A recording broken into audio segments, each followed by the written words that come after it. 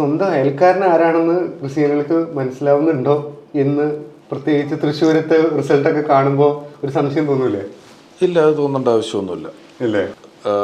അതിന് ഈ അയൽക്കാരനുമായിട്ട് അങ്ങനെ ഒരു ഡയറക്റ്റ് ബന്ധമുള്ള റിസൾട്ട് അല്ലല്ലോ തൃശ്ശൂർ വന്നത്.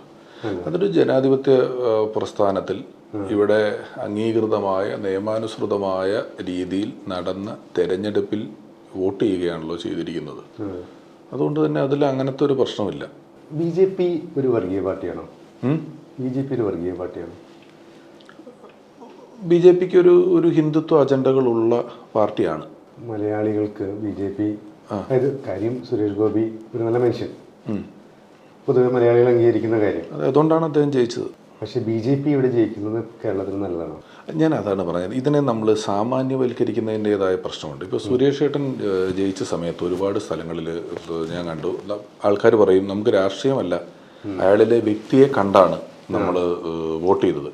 അപ്പോൾ പറയും, അല്ല വ്യക്തിയാണെങ്കിൽ ആ വ്യക്തി പ്രതിനിധാനം ചെയ്യുന്ന രാഷ്ട്രീയ പാർട്ടി ഏതാണെന്ന് നോക്കൂ എന്ന് പറയുമല്ലോ. ആ പറയുന്നത് സത്യത്തിൽ വലിയ പ്രശ്നമുള്ളൊരു സ്റ്റേറ്റ്മെൻ്റാണ്. എന്തുകൊണ്ടാണ് ഇസ്ലാം മതവിശ്വാസികൾക്ക് എല്ലാം ഇസ്ലാം വിശ്വാസികളും തീവ്രവാദികളല്ല എന്ന് പറയേണ്ടി വരുന്നത്? ഇസ്ലാം എന്ന് പറയാൻ അപ്പം ഇത് പറയുന്നു. എന്തുകൊണ്ടാണ് പല ഹിന്ദുക്കൾക്കും എല്ലാ ഹിന്ദുക്കളും സംഖ്യയല്ല എന്ന് പറയേണ്ടി വരുന്നത്? സാമാന്യവൽക്കരിക്കപ്പെടുന്നതുകൊണ്ടാണ്.